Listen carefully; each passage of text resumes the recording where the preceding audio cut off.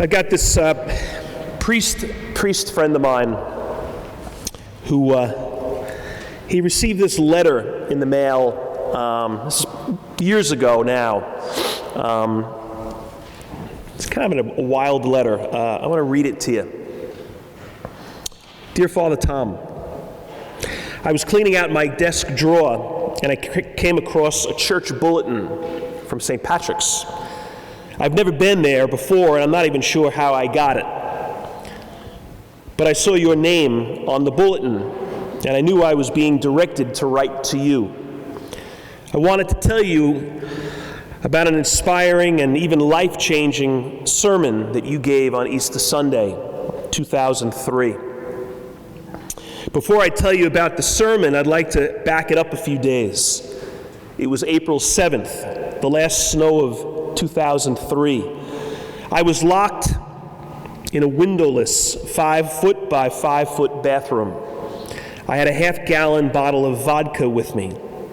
I figured if I guzzled it down fast enough, that would be the end of it. About every third gulp, I took a swallow of Listerine so my daughters wouldn't know how I had died. Anyway, about 2/3 of the way through my plan, I was interrupted by the scratching and barking of my golden retriever. I yelled at her to stop and go away. She wouldn't. In fact, she got louder. I was afraid all the commotion would interrupt my plan, so I opened the door and I let her in. Right then, the telephone rang and I instinctively picked it up. On the other end, my friend answered and told me to stop what I was doing. He was coming over to take me to an AA meeting. I poured out the rest of the bottle and I just scratched my head in disbelief.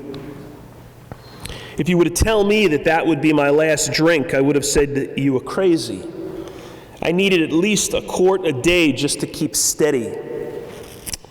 So, my friend takes me to this meeting and I'm ranting and raving about this whole higher power God thing. And this old-timer in the meeting tells me to shut up and sit down and give him my phone number.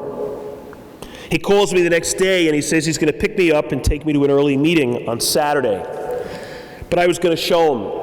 I figured I wouldn't drink and that would send him away. Well, I got through Tuesday.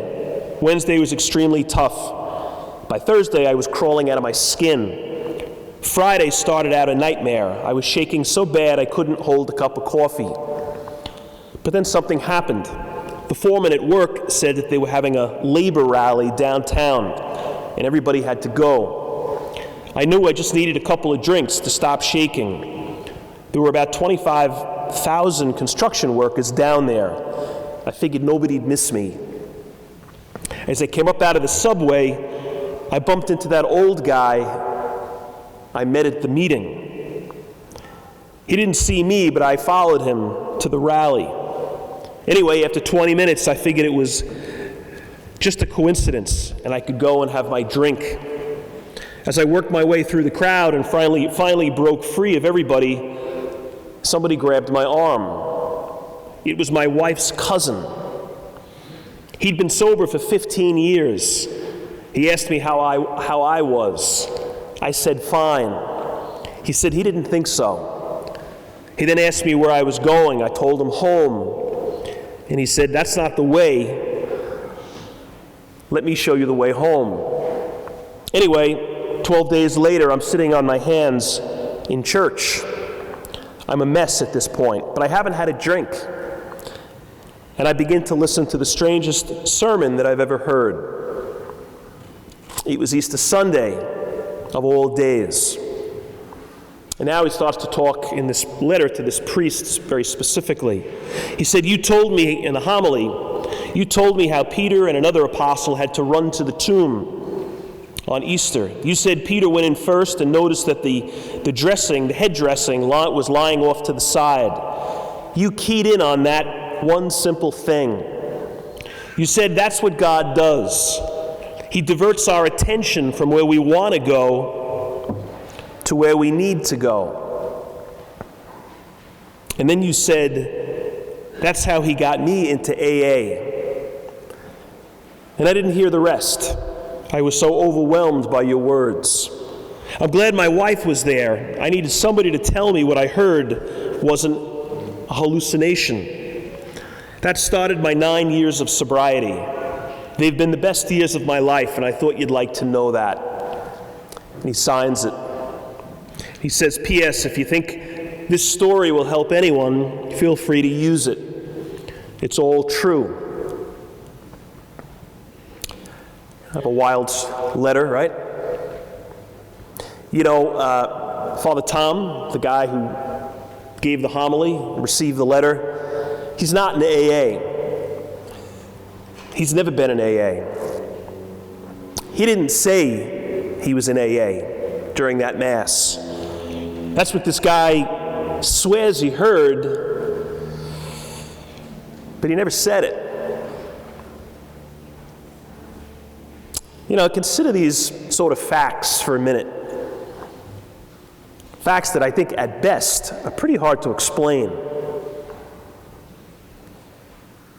This guy is in this totally desperate moment, despairing. He's given up. And out of nowhere, this phone rings. Stop what you're doing, I'm coming over. His friend. Then the old guy at the meeting, bumping into this guy on the subway. I mean, what's the chances of that in New York City? The guy at the rally, his wife's cousin, a crowd of thousands. This guy bumps into him, and he takes him home. The dog, let's give the dog credit, scratching at the bathroom door. And then this Easter Sunday homily. Interesting, like he heard the priest say that that's what got him into AA. He never said it. His wife confirmed that he said it. He never said it. It's interesting, like he writes this letter, this guy, to the priest, to kind of thank the priest, I guess, as if like the priest was the main event or the miracle within the story. I think he was a part of it, but he certainly wasn't all of it. You know who also deserved a letter? The friend who called him out of the blue and said, I'm coming over. Or his wife's cousin who said, no, that's not how you get home. I'll take you home. How about the golden retriever? God, it's like there's so many players, so many moving parts, right? And the odds of this guy getting up, this priest, and saying whatever he said that seemed to click with this guy, regardless of what he heard. So many players. I think it's what Paul's talking about in this second reading. Brothers and sisters, as a body is one, though it has many parts, they're all connected. They're different. They serve different purposes. But you need them all. When they work together, you get something great. Independent of each other, it's incomplete. You know, if a person has great eyes but no ears and no feet, no hands, well, they're going to be kind of limited. But if you got all the pieces there and they're all kind of working, you get something great. I mean, think about it. You know, who hasn't played on a team, some kind of a team? Whether you were a kid, maybe even now if you're an adult. Whatever the sport. Think about the year, the particular team, the particular season when, like, you guys were just awesome. Everything came together. You played for 8 years in a row, but this one year you guys crushed it. It was unlike any of the other years, before or after. Sort of like everything just came together. All these players, all these positions. You got linemen, you got linebackers, you got running backs, you got the quarterback. And they all work together. You take the lineman out of the equation, and the quarterback is not going to be, he's not completing anything. But if you got the right line and you got the guy with the arm, then things happen. It's sort of like this whole team thing, I think, is what Paul was talking about. And maybe you're like, well, you know what? I wasn't really a sports person. I never really played on a team. Fine. This isn't just a sports thing. Maybe it's at work. Some team you were on at work. Maybe it's just your family. It's husband and wife. It's mom and dad working as a team for their players. Maybe it's, you say, you know, okay, I wasn't really like the sports kid. I was into drama, the plays, the musicals. Same point. You got the actors, you got the stage crew, you got the people in the musicians. Take one of those out, and this thing is just not going to fly. But you got them all working together, you're going to have a hit on your hands. If you got the right director, if that team's got the right coach.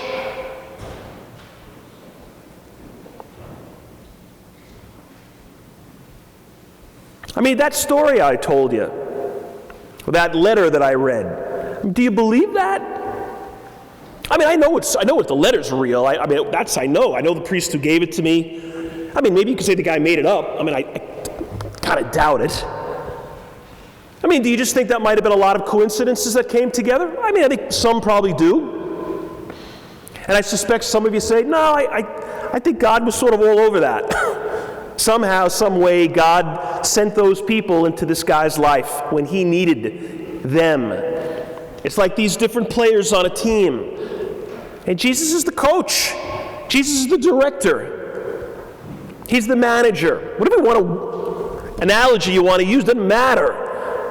But if we align ourselves, if we as players align ourselves to Him, and we bring the gifts He's given us,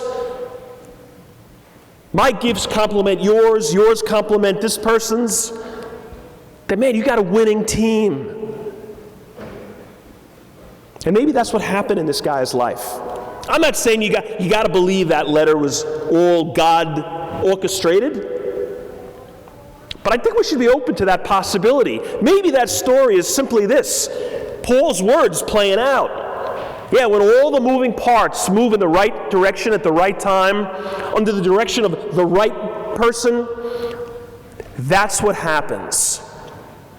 People are sent out into the lives of people in need. So I do believe it, but I also doubt. Like, I doubt a lot. I mean, think of the news the last couple of weeks.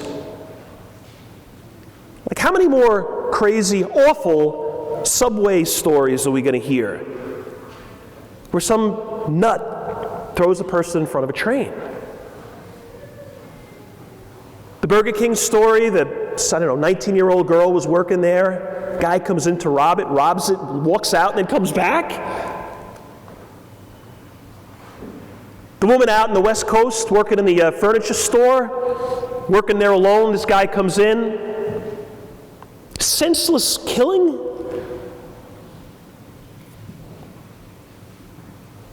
The police officer who was murdered 2 nights ago.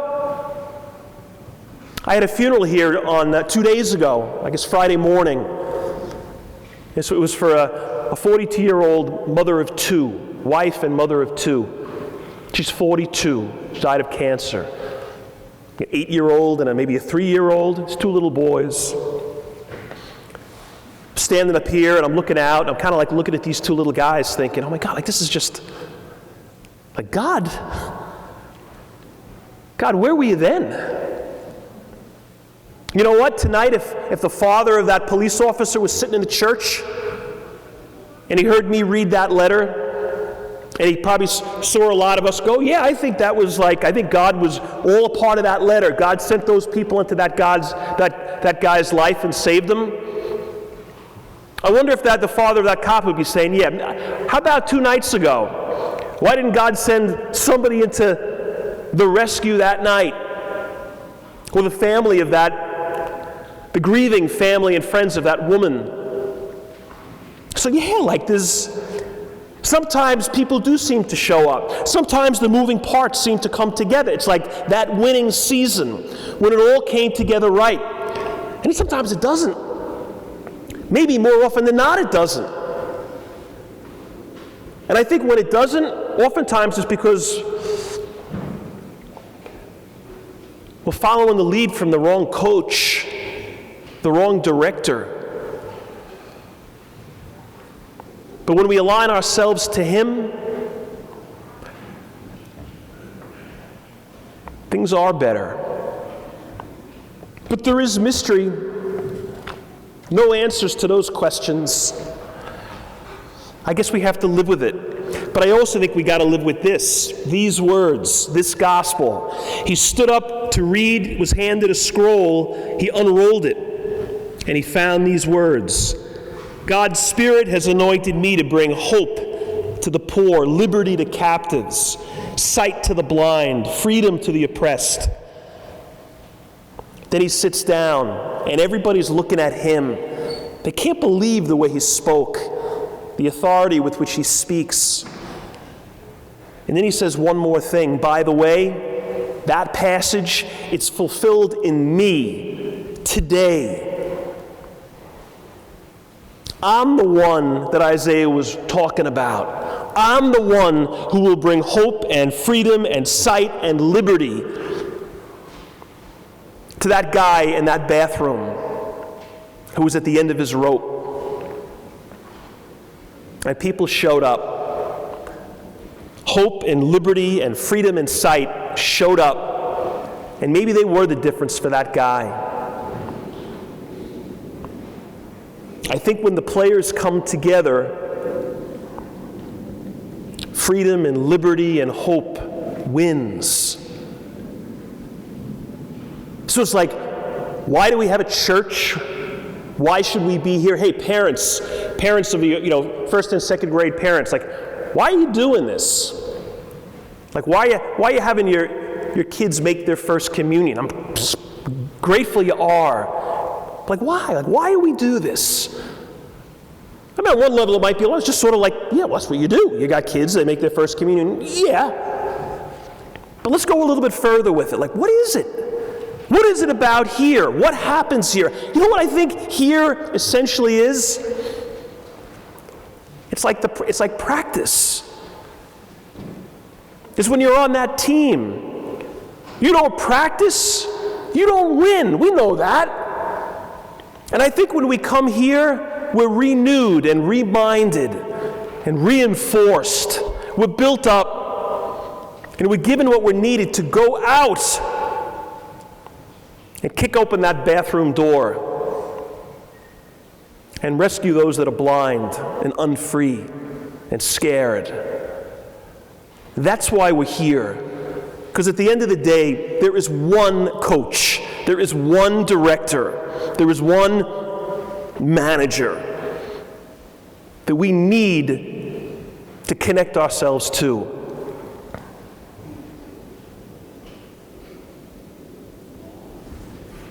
So be the player. Be one of those players. Be one of those moving parts. Be on that team.